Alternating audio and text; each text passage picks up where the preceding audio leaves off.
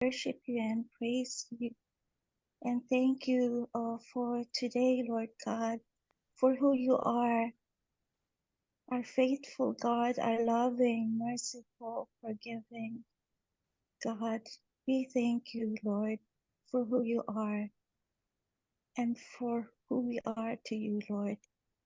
Father, as we start our day with this devotion, Father, may you be with us. Lord, anoint our ears, anoint our hearts, anoint our lips, Lord God, as we commune with you this morning through the Holy Scriptures and through the topic that we have this morning on Ezekiel. Father, we just pray that you, whatever we do or say this day, will give glory to you, Lord God. In Jesus' name we pray. Amen. Amen. So, our topic for today, 14th of August 2024, a future wilderness judgment. How does it feel to, to have God confront you with your sin? That's the question.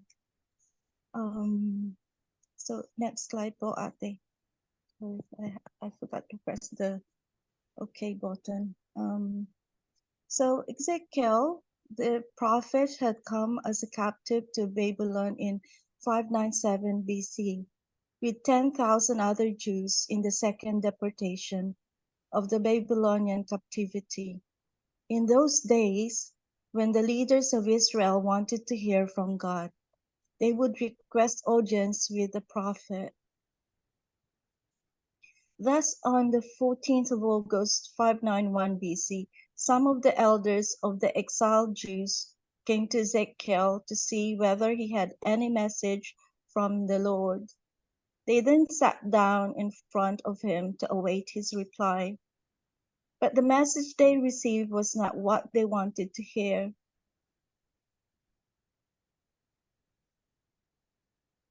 This message came to Ezekiel from the Lord: Son of man, give the leaders of Israel this message from the sovereign Lord. How dare you come to ask for my help? As surely as I live, I will tell you nothing. This is the word of the sovereign Lord, which is in verse 3. Then the Lord gave Ezekiel further words to say to these leaders. Make them realize how loathsome the actions of their ancestors really were. I promised that I would bring Israel and her descendants out of Egypt to a land flowing with milk and honey, the best of all lands anywhere.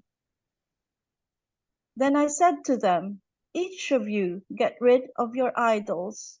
Do not defile yourselves with the Egyptian gods. That's verses 4 to 7. But they rebelled against me and would not listen. They did not get rid of their idols or forsake the gods of Egypt.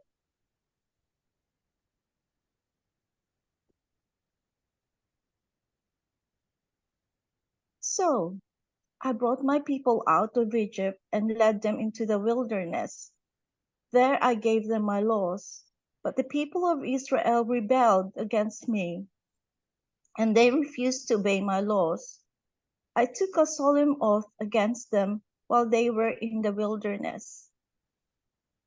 I vowed I would scatter them among all the nations because they did not obey my laws. That's verses 8 to 24.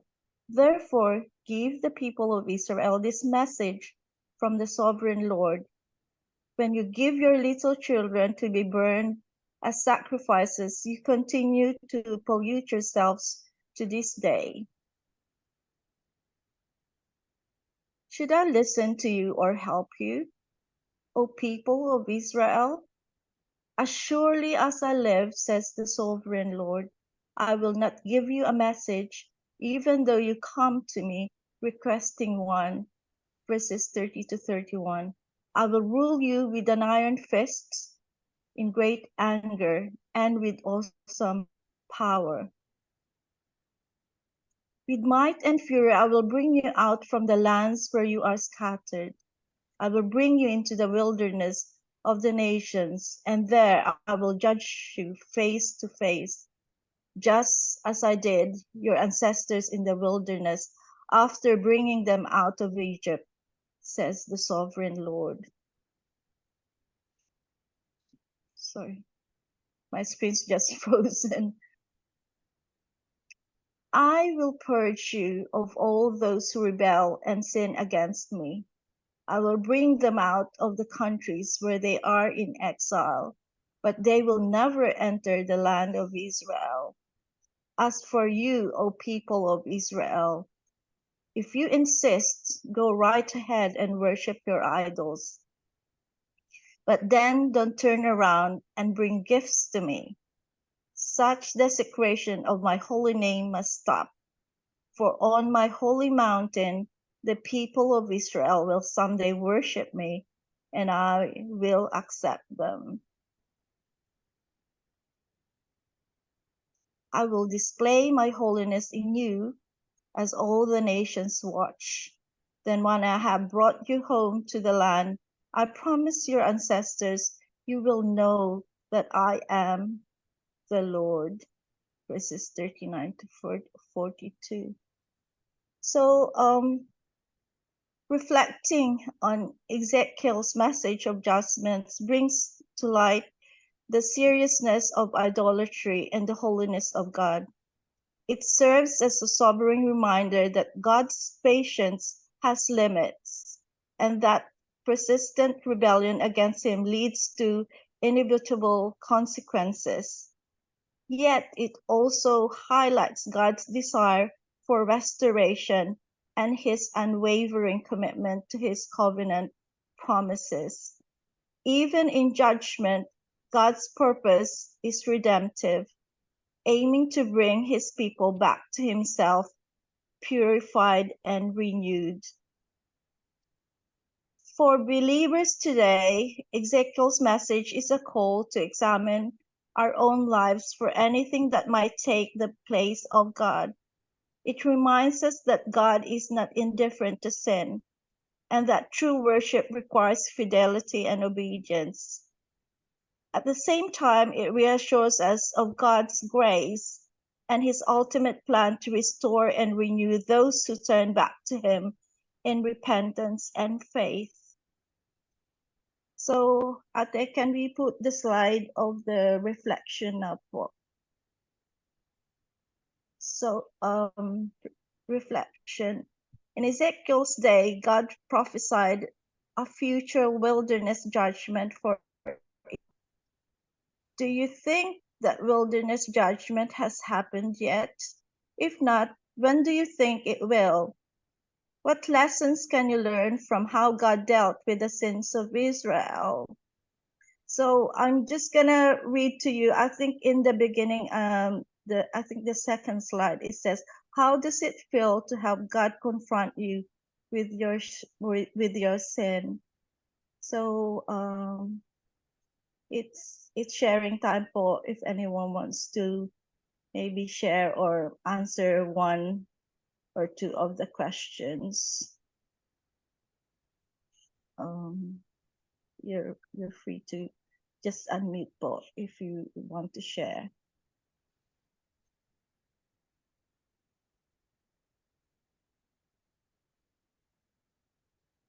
Ano po bang gusto mag-share?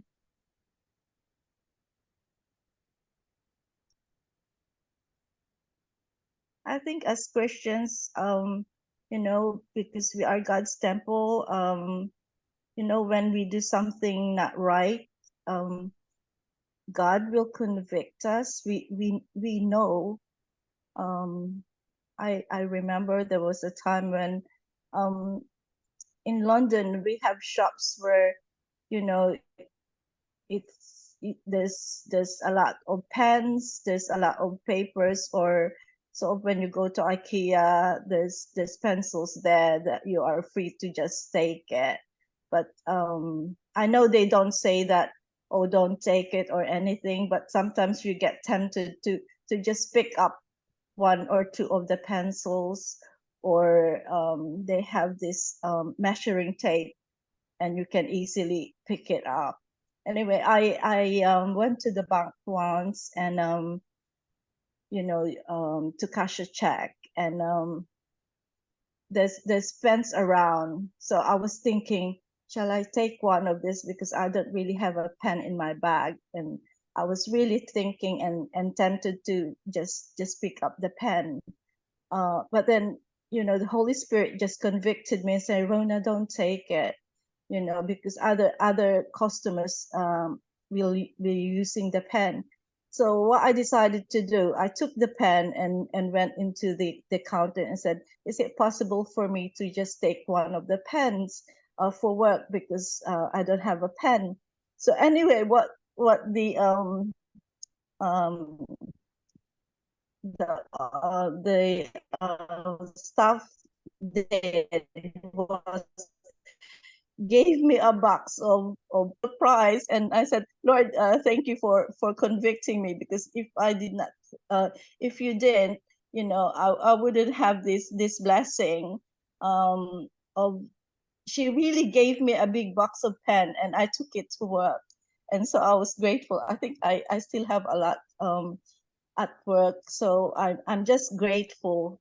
Yeah, I think when you have the Holy Spirit with you, because we are also God's temple, he will let us know when we're doing things right or wrong.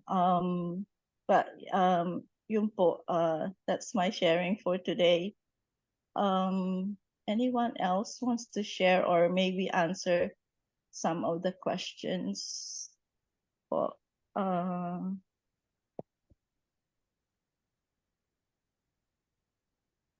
Yan po ba? I would like to share. Thanks, Yes Rona, po. for sharing. I think not everybody are ready to be dealt with their sin. Perhaps they are afraid to be confronted and not humble enough to admit it. But I believe that's how God deals with us sometimes. I remember the story of Nathan. He confronted David with his sins, and he was very bold. And David, like all of us, should respond like David did, with humility, with repentance. And I also believe that God is already um, showed his judgment to us. That's why we have many calamities. My prayer is that many people, even nations, would really take heed of the prophecy written in the Bible. That's why we have these wars and calamities. We have so much sickness in our world, not only because of environment of irresponsibility, but I also believe because of our sins. And so, yes, it's happening. And the lesson, go back to the Lord and repent. Thank you for letting me share.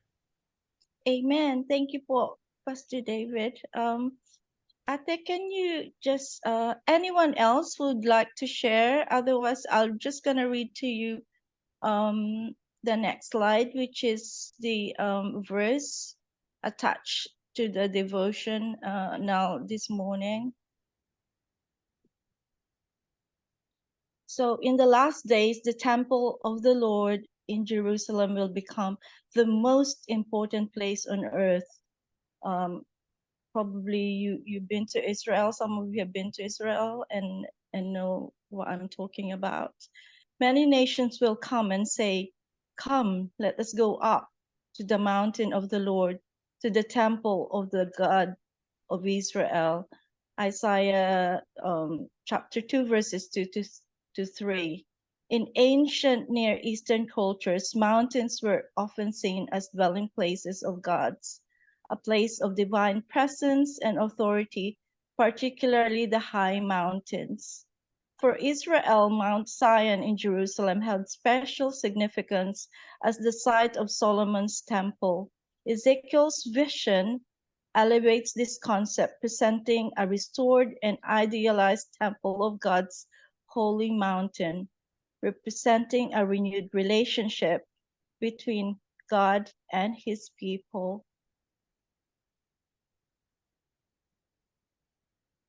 Let us pray together. Lord, we thank you that in Jesus we are righteous and blameless before God. We recognize that we need to pursue holiness because it is the way you want us to be. Help us to submit to the work that the Holy Spirit is doing in our lives and remind us always that we are God's temple. In Jesus' name, amen. Amen. Amen. Yun po, that's it po for today. We go to our closing song and then our intercessory prayers po for this morning. Amen. Of your children, Lord God. And Father, we just thank you for being there for us 24/7. And Father God, we know that you are the answers are coming up soon. And thank you, Father, for the past answered prayers and praise